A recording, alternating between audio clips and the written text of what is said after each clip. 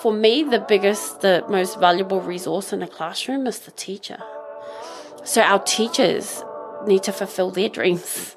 Our teachers need to give themselves permission to dream and, give themselves permission to take a break, to travel, to learn. Travel for me is the best education, hands down.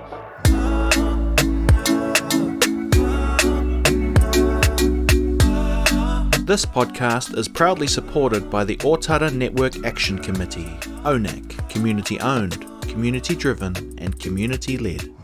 Welcome everyone, welcome back to the We Ōtara podcast, sponsored by ONAC. ONAC, community-owned, community-driven and community-led. Now, had an amazing episode with Naketa Ikihele, who is an amazing coach who teaches leadership skills. She teaches a whole bunch of people all across the world who need that sort of guidance and mentorship. I did that today with my episode. I learned a lot about that leadership skills, as well as about her personal life in terms of her, her living in freaking Saudi Arabia. Holy heck. I want to live there once, but, I wish I had the money. Other than that, you're going to enjoy the episode. You're going to learn a lot of things about being a leader, and I hope you enjoy this episode. So, Naketa Ikihele, We Are Ōtara podcast. I hope you enjoy it. How was your morning, by the way? Because we always start off beautifully in our morning. So how was your morning? If I'm to be honest, it was pretty full on. As usual. I'm just this is the first time I've just sat for a minute. So wow, so you're on your feet constantly, right? Well, sat as in can lean back and I'm a coach, so I've coached this morning 6 different people. My goodness. Online, yeah. Wow. So it was pretty full on, yeah. So, if you don't mind me asking, I read your profile beforehand. You got an amazing story to tell, and I would like for our listeners to hear a little bit about yourselves before we get into that sort of korero as well. So, okay. Can you introduce yourself, please? Kia ora na tātou katoa, ko Naketa Ikihele tōku ingoa. I am Cook Island, my mom's from Rarotonga. Specifically, Tupapa and Takuwaini. So my papa is from Tupapa and my grandmother's from Takuwaini. My dad is from Kaikohe. Hey. So he hails from Ngāpuhi Nui Tonu. And my husband is Niuean. So we're an eclectic, actually I should say Tamakotonga and Lakepa. We're an eclectic bunch, our whānau. I was born at Miramore, like many South Aucklanders. Yeah. And actually, my grandmother lived in Ōtara, where Panama Road. So if you're from Panama Road, you'll know there's a particular headquarters down there. And so we grew up there. My whole whānau grew up there. And when my parents were very young when they had me. So my dad was 17, my mum was 19. And so when they were in their 20s, my dad and mum bought their first house in Ōtara. I was 6 years old when we moved to Ōtara and went to Dawson Road Primary. So been in Ōtara all of my life, I like to say, as well as Ōtahu. Went to school, intermediate Papatoi High, and have some amazing friends and connections in the community. And I guess, and I have 4 children who are not children. I keep calling them children. They're young adults. Although sometimes I'm not sure if they act like young adults. So they'll probably go, oh, Mom, when they hear this. But I have a 22-year-old, a 21-year-old, a 19-year-old, and a 17-year-old. Oh, don't worry. I'm a firm 32-year-old young adult who acts like a 5-year-old sometimes. I tend to forget certain things, so don't worry. My mom's like the same. She goes, kind of kiki in Samoan, So, we're talking about, kids. How was your childhood growing up in Ōtara? Because we're both growing up from different generations, and I'd like to hear about your upbringing here in Ōtara. Yeah, thanks, Finny, for asking. I don't really get asked that question a lot, even though I ask it a lot in my work. And encourage people to remember their favourite childhood memories. But I had the best time in Ōtara. And to be fair, a lot of my lifelong friendships are from connections I've made in Ōtara. So we went to Dawson Road Primary School. And there's a little church on the corner, you may know, on Dawson Road, between Dawson Road and Flatbush. My sister and I used to go there to do a wana kind of community church things. And so we used to walk to school with a lot of our friends. And back in the day, my favorite thing to do was to go to the shop and buy lollies. But also I used to get sent up to the fish and chip shop that had tubs of oysters for $5. And I used to share that with my dad. Like, so many really cool memories. But I guess one of the favorite memories is our neighbors. You know, like, everyone just looks out for each other. You know, everybody. Our babysitters were our neighbors because Nana was living in a whole nother suburb, and that community feeling, that safe feeling, that vibrant feeling, those are the words that spring to mind when I think about growing up in Ōtara. Yeah. Yeah, and like you said, we were both different generations when we were growing up. Like, for me, when I think back about my childhood, is that, I'm from Flatbush Primary School, so I'm from the bottom end of the hill. So Will, for you to learn about it a little bit, and for those of our viewers, we have the hill. So Dawson Primary is on top of it, and we have Flatbush School. I tend to walk up there for Tupu Library, and I loved it when it got built like in the early 2000s. So going back to the importances of childhood, and just it's fun to go back to being a kid, you know.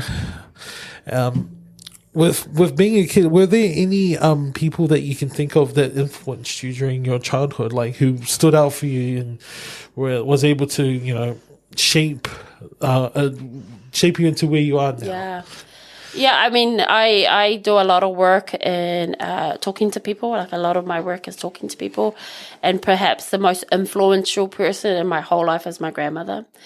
So I guess, and I've had the privilege of researching or interrogating why. You know, everyone's like, oh, yeah, my grandmother.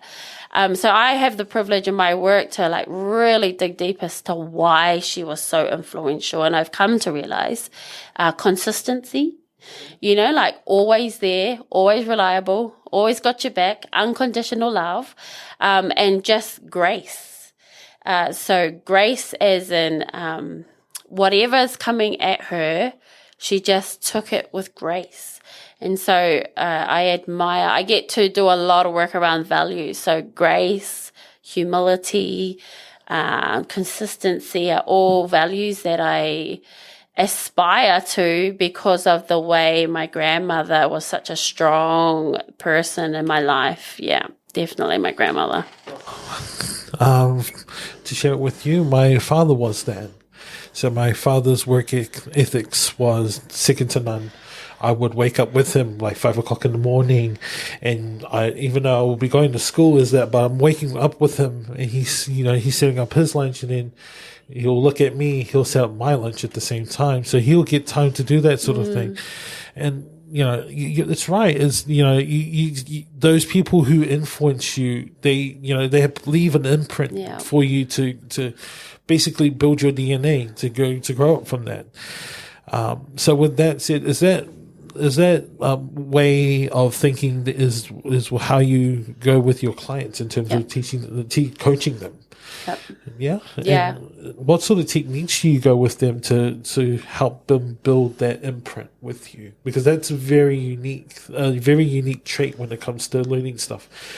I feel that a lot of our people, they need that first step to trust you into building something like that, you know? Yeah.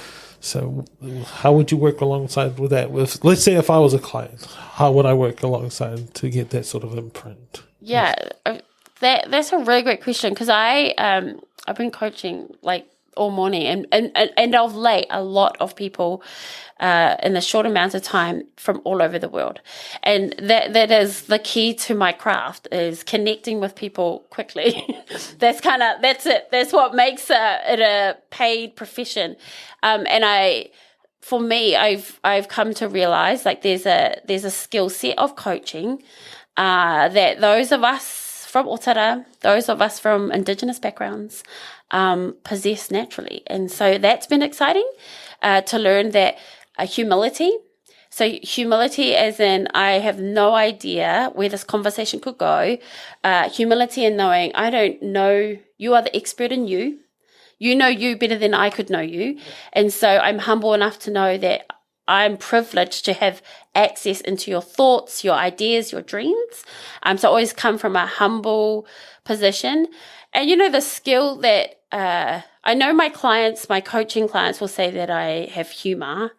And I realize that it's, there's mocking and there's sarcasm, but there's also just loving life. And so my humor comes from just genuinely enjoying hearing people's stories. But the one skill I've had to work on really hard is listening. And, for me, I'm the oldest in my family out of my sisters. And so I always have assumed this, got to be responsible, got to take care of everybody position, being the oldest. And so I'm used to giving directions. I'm used to telling people what to do. But in coaching, I had to really knuckle down in listening. And so listening to understand, not listening to come up with the next answer, but listening to truly understand what the person's sharing and listening for the messages. So that those would be coming into any conversation humble enough to know that I can always learn something from somebody else, listening and being curious. No, absolutely. I feel like I'm talking to a mirror because I tend to do that as well. I think when I do these podcasts is that listening is a key. I honestly think it is a key skill to have, because if you're listening, you're not only listening to just listen, you're absorbing that person's mana and their well-being. And if that person's feeling well enough, and I've always been smiling throughout this entire interview. I'm feeling this good vibe, and I'm learning about you bit by bit as we go through this conversation. As a young sibling, I got the elder vibe. I was like, okay, I gotta, but it's that whole mindset of, yes, I see her as an elder, but she's allowing me to go, okay, I can attack this point, or I can attach myself to this point and be able to absorb as much as I can and as much as I need to, so anyone who's watching this can understand the conversation that we're having. So with that said, do you take what you've learned from both work and in life, and do you incorporate that into your family life? So with your kids, do you teach them in terms of like, okay, this is what I've learned, and let's see how my kids are going to react to that? Yeah. I guess it's always an ongoing journey. I think what I've been able to transfer from my professional coaching space is actually about really hearing my kids. When you're so busy mumming and so busy parenting and so busy trying to carve out a career, I'm also studying, raising children, paying the bills. You just get so consumed with transactional conversations. Have you done this? Have you done this? Have you done this? But what I pressed into when I first started my coaching journey is to really listening to my children and my middle son, and he won't mind because him and I have discussed this. The middle child syndrome, it's a thing. Yeah. And so it's terrible. But we used to, he'd say, I'm going to so-and-so. And then he'd walk out the door and we'd go, where are you going? And the kids would be like, he just told you. And so I really called myself out on that. And here I am pushing, I'm studying, researching listening as a leadership skill. I'm pushing into listening in my professional.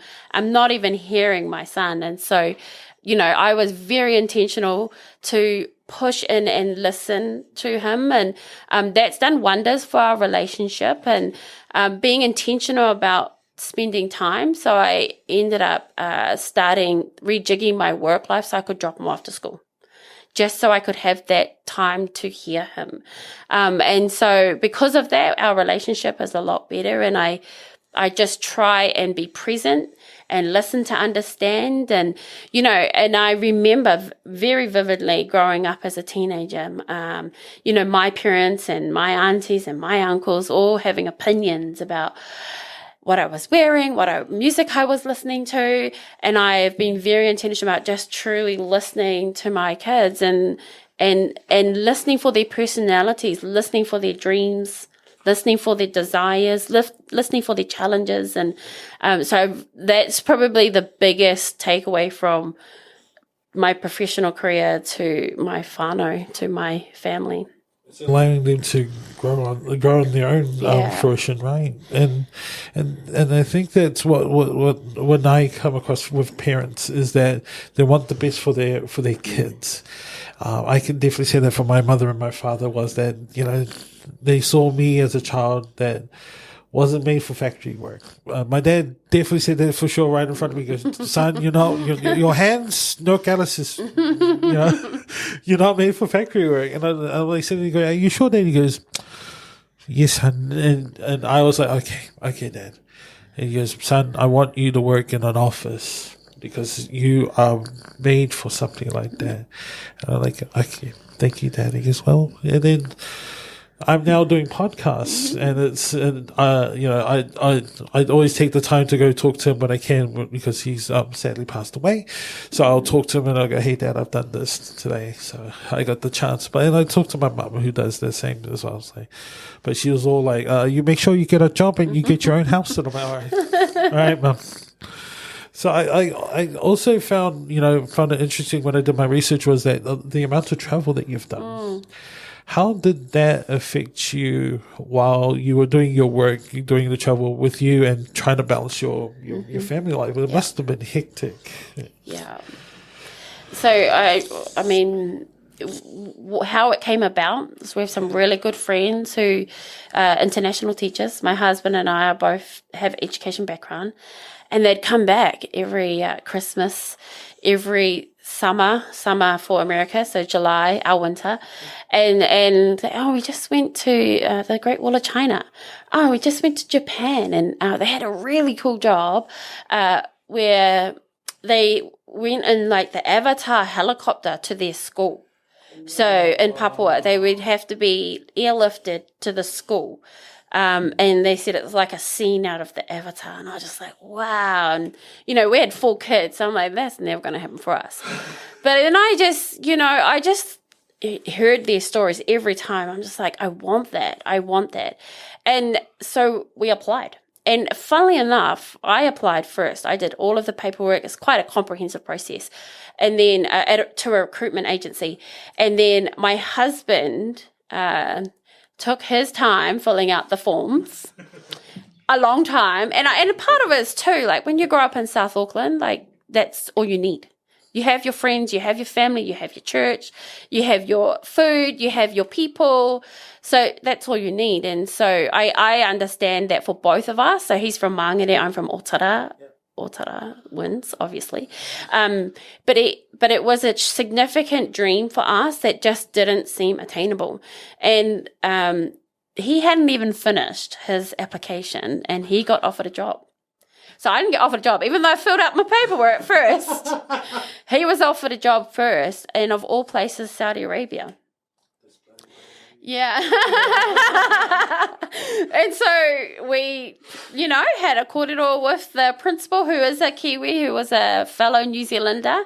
And they asked my husband, would he like the job? And then they found me one, right? So PE teacher, early childhood teacher, and 4 kids. And so then he had to propose to the school in Saudi Arabia that we come in as 2 teachers with 2 children each, right? That was quite a process. But we packed up, we left, we shipped stuff over, and like things that we thought we would need over there, and took us 42 hours. From leaving our doorstep to arriving at our home in Saudi Arabia, 42 hours. It was intense. It was traumatic, actually, leaving. I remember trying to peel my kids' fingers off their grandparents. Aww. It was so sad. So back then, you couldn't actually go straight from here to Dubai. So we had to go through Hong Kong, through Australia, Hong Kong, Dubai, then Jeddah, Saudi Arabia. Yeah. That's why it took so long. But best experience, hands down, for us and our kids. Travel was the best education. When you're thrown into a space where you have no idea what the language is, what the culture is, you just have to be curious. ask questions, learn, taste the foods. And what you'll find is the Muslim Saudi Arabian people are very much like our Pacifica people. There's some traditions that we do. I felt like I had to double check at this point. They put all the food out. It was like a buffet, and they just sat down and ate. I was like, I feel like I'm home, right? Like how we put KFC and the mayonnaise and the donuts down. I was like, we're sitting on the Red Sea, but I feel like it could be at home. And it's just an amazing experience. And so we were privileged enough to travel from Saudi Arabia, which is not that far to places. So, 5 hours to the Maldives, not that long to Vietnam, Singapore, Prague. We chose all the cheap places. But we had friends that gave us the heads up about that. So, yeah, beautiful experience. And I think that what I appreciated most is that we now have an insight into the world. Yeah. But my kids have friends from literally all over the world. Yeah. I want to go back to a comment that you said earlier, is that home is home. And I tend to think I belong into this bubble as well, which is that we don't tend to get out of that bubble as often as we need to. I remember that even the thought of just going to Wellington was just foreign to me. I was like, I'll never go there. I'll never go to Wellington because it's just something foreign to me. And then my sister just came up to me and goes, why don't you just do it? And then I was just like, you sure? Mum and Dad might get mad. And then I hear Mum and Dad goes, don't care, just go. So I was just like, all right, I'll head off there, right? I'll go right now. And I went off to Wellington. I've been there now 5 times, so I might as well have a house sometime in Wellington. And then I moved to Christchurch and Dunedin. My goal now is to go to Japan. That's my ultimate goal. I've always wanted to get to Japan. But when you think about the numerous of family members, the young ones who are just coming up, what are their dreams? Are their dreams to go out of Ōtara? Are their dreams to do something cool with their lives? And I think that part of the segment to hear about the Saudi Arabia trip and to hear about your kids having, multiple friends in different areas, and those kids who are watching this will have that opportunity to have that chance. And I believe that's attainable, Yeah, totally attainable.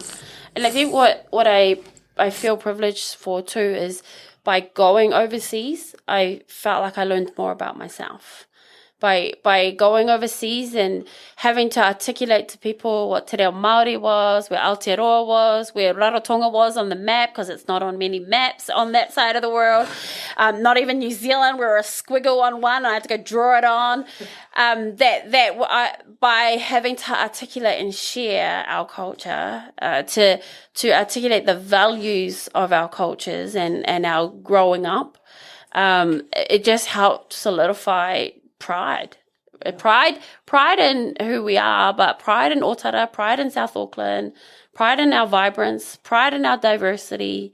So I would hands down, recommend traveling. And I think what excites me the most is that now my kids know, like my daughter just booked a flight to go to Melbourne, just on her own, paid for it. So booked herself to go to Rarotonga. My kids know that they can go anywhere in the world. I wish my parents could say that, instead of you go and find the way. No, it's just like I said, it goes back to a lot of our little kids out here, to our children out here. It's foreign talk, it's foreign talk. But then, what is it necessary to, as from a teacher standpoint? What do you think would be a great tool for us to show our kids that is possible? Because I feel like a lot of our teachers here sometimes come to an impasse to show that there is hope out there for our kids. What do you think will be a good tool for them to show these kids, hey, look, there's something beyond Ōtara? Right. I mean, we've got some amazing legends who are already breaking ground all over the world. Like there's already amazing stories of people traveling the world, and many of them from Ōtara. What I've come to realize though, and I've worked with a number of different, I coach people from all around the world. I've worked with people from all around the world to first and foremost know ourselves. First and foremost, know our own values, our own culture, our own languages. And that holds you in good stead wherever you go. And to inspire travel, I mean, never before have we been able to access the world like we can today. You can, like the stuff that you see, you can get YouTube videos where they're walking into Prague, where they're walking in France, But for me, the most valuable resource in a classroom is the teacher. So our teachers need to fulfill their dreams. Our teachers need to give themselves permission to dream and, give themselves permission to take a break, to travel, to learn. Travel for me is the best education, hands down. Never before have I experienced such significant growth than being stuck in Thailand, not having any idea how I'm going to get back to the hotel with my 4 kids and husband, and learning the basic language to get you, learning which foods are not spicy hot going to make me cry or stop breathing. I'm asthmatic, right? So those kind of experiences, if our teachers gave themselves permission to go and experience overseas, and not that I want all our teachers to go overseas, but I have encouraged a few, just go do a couple of years in a random country. They love us overseas. We're hard workers. We have strong values. We bring our culture. We're very proud people. I mean, I've got friends right now from New Zealand living in Oman, Abu Dhabi, Hong Kong, Canada, Saudi Arabia, all teaching and being paid very well for it. I guess when you I think about teachers is that it becomes a good leader, because with leaders you lead by example, and with our young ones you need to lead by that good example. Because I when I was a young boy, I had a beautiful teacher by the name of Miss Hopewell. She was an Olympian. She had a bronze medal for rowing for New Zealand, and she brought her bronze medal to school. And I will never forget that. She goes, this is how I got this in Barcelona. And I was like, wow, it's like you did rowing over it. Where is Barcelona? And I'm asking these intricate questions of where she's always saying, okay, this is where, put it on the map. I wish we can take that bubble. I wish we can take that bubble and give it to could give it to every kid, and they can be able to do that, So I was just thinking, for the future coming towards, what are the things that for someone like myself who wants to be a leader, what sort of advice you can give me that I can strive for to become that leader? Yeah. Well, that's like a massive topic right there, Vinny. Let me try and break it down for you in a short-ass podcast. So I mean, that's a really good question. And, leadership is the most invested in topic worldwide. There's billions and billions and billions of dollars being pumped into leadership development. Where I stand now, because I'm ever evolving in my understanding and my knowledge, is first to know yourself. Ko waio. Who am I? I've been all around the world. I've worked with leaders from all around the world, and that's my number one. Who are you? What are your values? What brings you joy? What depletes your energy? What are the common things and relationships that you've got where you feel valued? So knowing yourself, ko waio. Then ko wai koe, who are your people? Knowing others, like being we talk about, there's been a shift in intelligence from IQ, so intellectual intelligence, to EQ, which is emotional intelligence. And then now we're moving into WeQ. It's about knowing others. So ko wai koe is just being so emotionally intelligent that you are strong in yourself, but you also have the capacity to want to learn about others, which is why travel, hands down, is my favorite learning experience. And then ko wai tātou is, who are we all together? What makes you can't lead yourself, right? Although I do encourage first to lead others, you need to lead yourself.